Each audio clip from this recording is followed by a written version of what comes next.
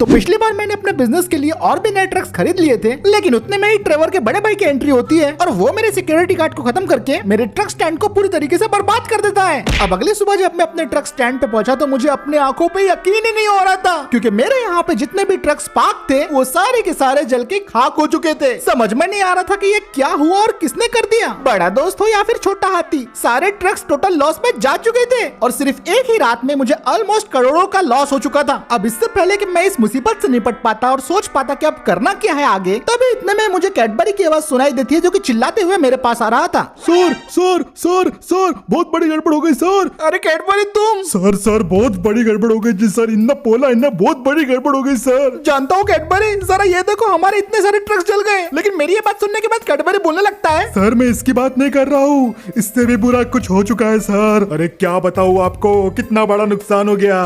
तुम्हारा मतलब क्या है कैडबरी? वो अपने 2 ट्रक निकले थे ना नागपुर के लिए वेजिटेबल लेके, रास्ते में उनका एक्सीडेंट हो गया और वो खाई में गिर गए। सामान का तो घाटा हुआ ही, लेकिन दोनों के दोनों ड्राइवर भी लापता है। बाप रे, ये सब कब हो गया और मुझे इस बारे में कुछ पता क्यों नहीं है? अरे सर ये कल रात को ही हुआ और अभी तो और सुनिए। अब और क्या बताना बाकी है? वो अपने नए नवेले भारत बेंज के ट्रक जो सीमेंट के बोरा लेके जा रहे थे ना, हाँ तो उनके साथ क्या हुआ? तो उनके ड्राइवर ना दोपहर में ढाबे पे चाय पीने के लिए रुके थे और दोनों मस्त गप्पे मार रहे थे चंगू मंगू।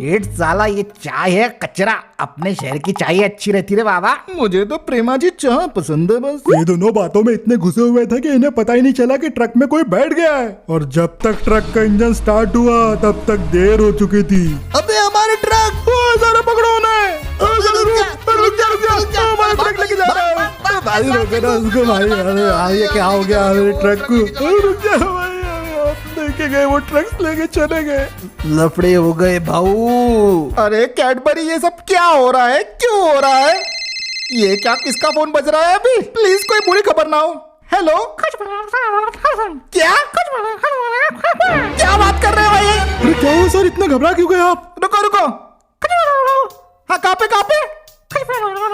अच्छा ठीक है। अरे सर लेकिन हुआ क्या है? हाँ ठीक है मैं 20 मिनट से पहुंच रहा हूँ। अरे यार कैडबरी बहुत बड़ी गड़बड़ हो गई। तो बताइए तो सर मुझे क्या हुआ, मैं तीसरी बार पूछ रहा। अरे अपने ट्रेलर ट्रक्स को वनी की तरफ पकड़ लिया, मैं वहीं पे जा रहा हूँ। अब मैं सीधे भागते हुए वनी की तरफ निकल पड़ा था, क्योंकि हमारे 2 ट्रेलर ट्रक्स जो कि यवतमाल जा रहे थे उन्हें रास्ते में पुलिस ने पकड़ लिया था और दोनों ड्राइवर्स को मुर्गा बना के उनसे पूछताछ की जा रही थी। सच बताओ बे, तुम लोग कब से कर रहे हो ये सब? अयो बड़ा होशियार बन रहा था तुम, क्या लगा था पुलिस को पता नहीं चलेगा? मैं तुम लोग अभी बता रही हो, पैंट उतार के पिछवाड़े लाल कर दूं तुम्हारे 100। अरे सर कितने बार बोलूं, 15 साल से ट्रक चला रहा सर, ऐसे काम नहीं करता सर। मैं सही बोल रहे सर, हमने कुछ भी नहीं किए।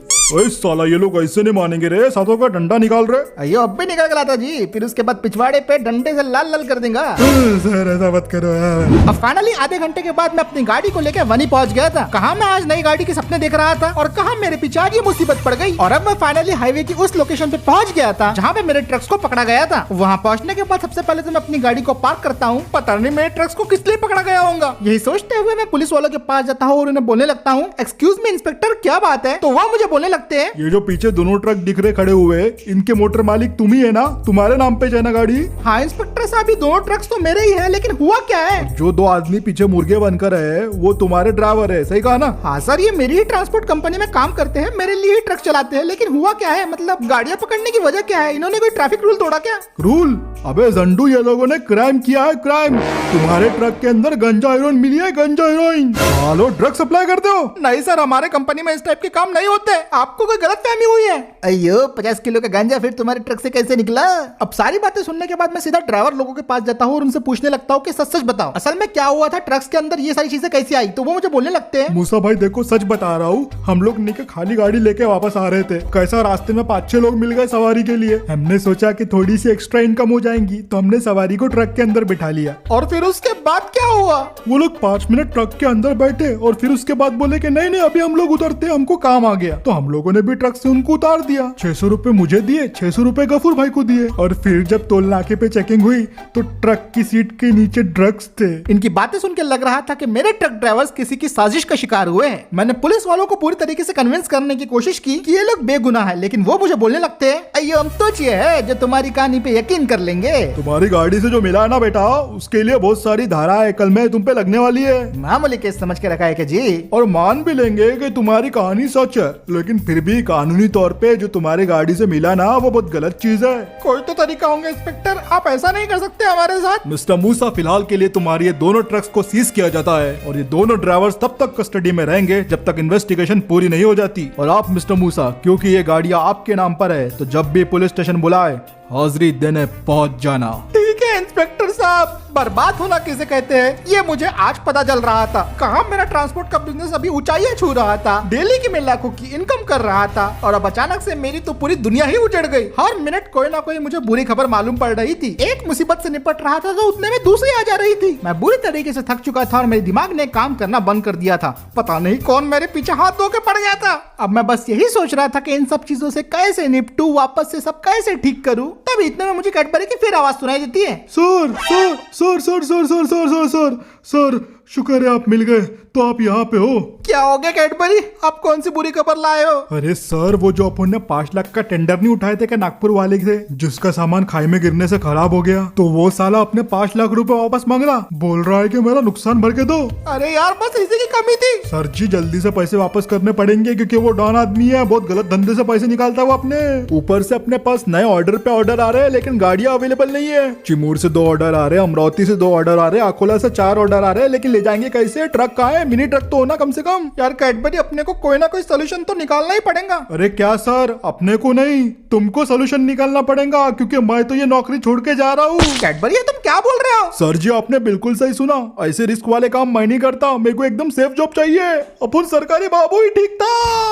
अब ये बात तो साबित हो गई थी कि जब इंसान का बुरा वक्त आता है तो उसे उसका अकेले ही सामना करना पड़ता है, और मेरे साथ भी अभी यही हो रहा था। मुझे ऑर्डर के 5 लाख रुपए वापस करने थे, लेकिन ट्रक तो उतने चल ही नहीं रहे थे, पैसे कहाँ से आएंगे? और सिर्फ यही ऑर्डर नहीं, जो बाकी ऑर्डर का नुकसान हुआ मुझे उनके भी पैसे वापस करने पड़ेंगे, और कोई दोस्त भी नहीं है जिससे मैं पैसे लेके ठेकेदार लोगों का उधार चुका सकूं। लेकिन दोस्त की बात अगर निकली है तो एक दोस्त है मेरा जो शायद से इस सिचुएशन में मेरी मदद कर सकता हो। और अब मैं जानता था कि मुझे क्या करना है, तो मैं फटाफट भागते हुए अपने गाड़ी के अंदर बैठ जाता हूँ और गाड़ी को लेके मैं सीधा निकल पड़ता हूँ बल्लाशा की तरफ। और पूरा आधा घंटा ड्राइव करने के बाद फाइनली मैं अपने कैंपर वाले दोस्त के पास पहुँच जाता हूँ। अरे मूसा, इतने दिनों बाद कहाँ हो? आजकल दिखाई ही नहीं देते हो। सुना है तुम ट्रक बिजनेस कर रहे थे इन दिनों। हाँ मैं बिजनेस कर तो रहा था भाई, लेकिन उस बिजनेस में प्रॉब्लम हो गई है और उसमें मुझे तेरी मदद चाहिए। क्यों, क्या हुआ मूसा? बोलो, मैं तुम्हारी हर मदद करने के लिए तैयार हूँ। अब मैं कैंपर वाले दोस्त को अपनी सारी सिचुएशन एक्सप्लेन कर देता हूँ और उसे बोलता हूँ कि क्या मुझे उसका टाटा सिग्ना ट्रेलर कुछ दिन के लिए मिल सकता है। तो वो मुझे बोलने लगता है, भाई सिग्ना तो मैंने पिछले महीने ही बेच दिया और वापस से अपना बोलेरो कैंपर खरीद लिया। वो साला मुझे काम ही नहीं मिल रहा था और EMI बाउंस ना हो इसलिए मैंने ट्रक ही बेच दिया। सॉरी मूसा यार। अरे यार ठीक है भाई, लेकिन क्या तुम किसी ऐसे बंदे को जानते हो जो अपने को सस्ते में ट्रक दिला देगा? शायद से जानता हूँ मूसा, 1 मिनट रुको। हेलो, हाँ मैं बोल रहा था, वो अपने पास अवेलेबल है क्या?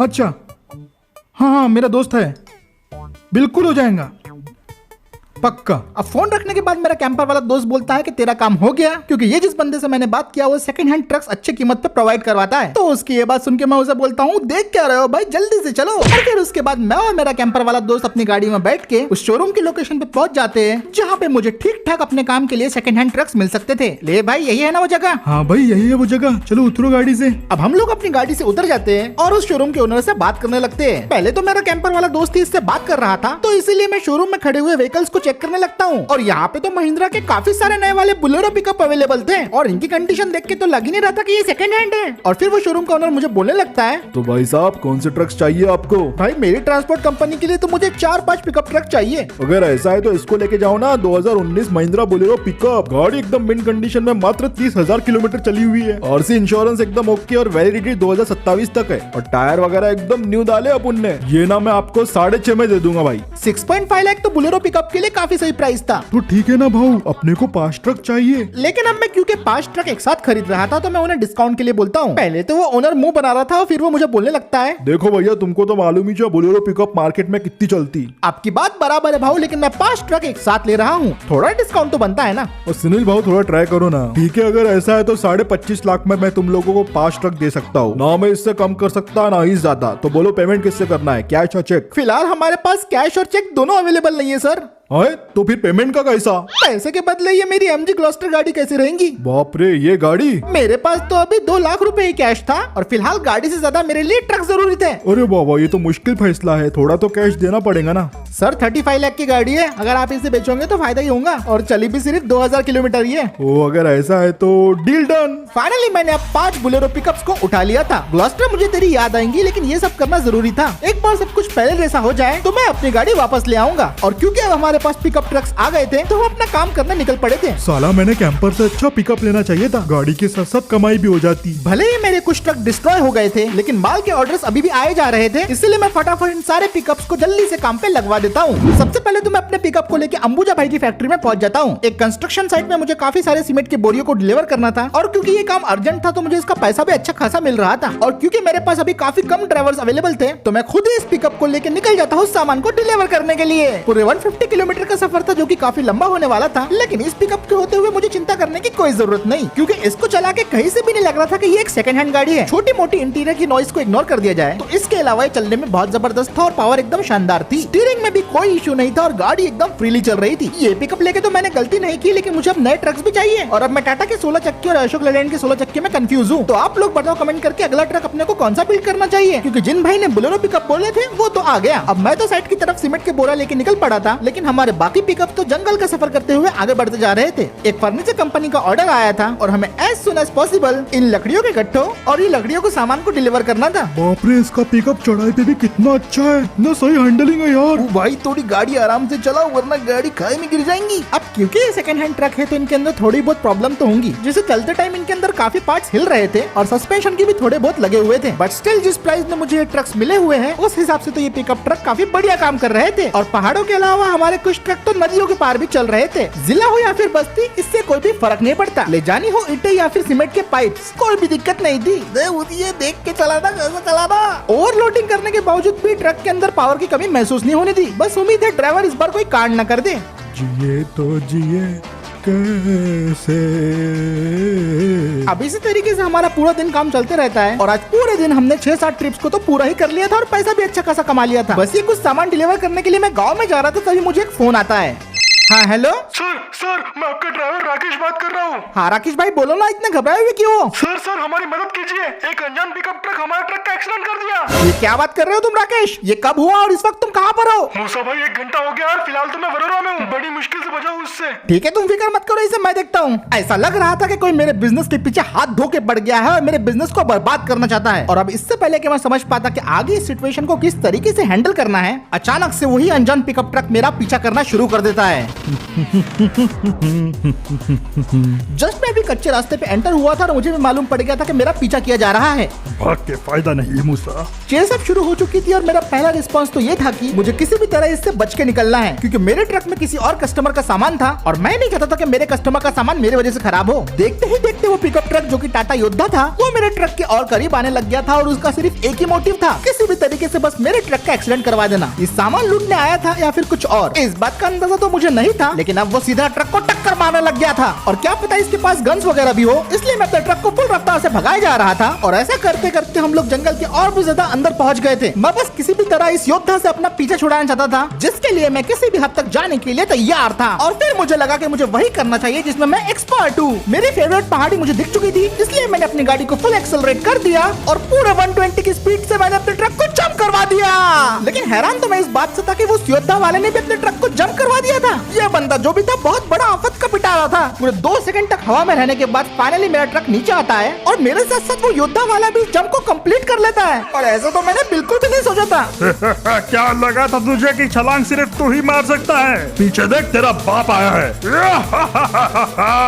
आ रहा हूँ तेरे पीछे। मुझे समझ में नहीं आ रहा था अब मैं क्या करूँ, भागने के लिए कोई रास्ता नहीं था। फुल स्पीड बढ़ाने के बावजूद भी ये बंदा मुझे इजीली कैचअप कर रहा था और पूरे आधे घंटे तक ये बंदा जंगल में मेरा पीछा करते रहता है और कई बार तो लिटरली मेरा एक्सीडेंट होते होते बचा। अरे मूसा खुद मत मरना, मैं हूँ ना, मैं तुझे मारूंगा। अब इस बंदे से बचने के लिए मैं जंगल से बाहर निकलता हूँ और सीधा हाईवे की तरफ आ जाता हूँ। क्या पता रास्ते में कोई पुलिस स्टेशन मिल जाए तो शायद वो मेरी मदद कर दे, लेकिन अब मैं भी इस पकड़ा पकड़ी से थक गया था और मैंने फैसला कर लिया था कि असली मूसा को जगाना ही पड़ेगा, इसको इसकी लैंग्वेज में ही जवाब देना पड़ेगा। तो इसलिए मैं अपने ट्रक को हल्का सा स्लो करता हूँ, जिसकी वजह से ये बंदा मेरे आगे आ जाता है और मेरे रास्ते को ब्लॉक करने की कोशिश करता है। और बस यही मौके का इंतजार कर रहा था मैं। जैसे ही वो लेफ्ट साइड में आया मैंने अपने ट्रक की स्पीड बढ़ा हटा दी और सीधा उसके पीछे जाके उसे ठोकते हुए मैंने उसे डिवाइडर में घुसा दिया, जिसकी वजह से उसका ट्रक पूरी तरीके से क्रैश हो जाता है। इस बंदे को शायद ये पता नहीं था कि जिस स्कूल में इसने ये सब सीखा है उसका हेडमास्टर आज भी मुझसे ट्यूशन लेता है। और बस इसी के साथ इस बंदे का खेल हमेशा हमेशा के लिए खत्म। मेरे बिजनेस पे बात आएंगी तो मैं बिल्कुल भी रहम नहीं करने वाला। चलो फाइनली मेरे गले से ये मुसीबत छूटी। उम्मीद है मैं अपने बिजनेस पे फिर से अच्छे से ध्यान दे पाऊंगा। तो बस यार आज का वीडियो खत्म करते हैं, यही बोलने वाला था मैं, लेकिन अचानक से एक तेज रफ्तार ट्रक सीधा मेरी तरफ आ रहा था। मैंने जल्दी से ब्रेक लगा लिया, लेकिन तब तक काफी देर हो चुकी थी।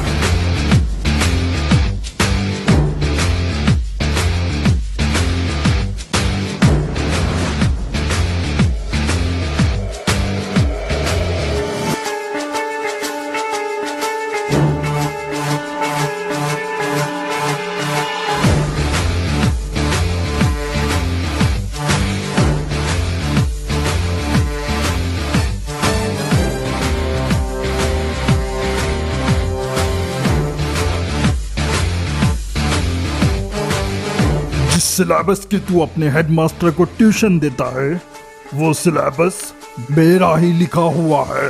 और तेरी किस्मत आज खराब थी क्योंकि तू आउट ऑफ सिलेबस के लिए तैयार नहीं था। अगली बार पढ़ाई करके आना वरना ऐसे ही फेल होते रहेगा।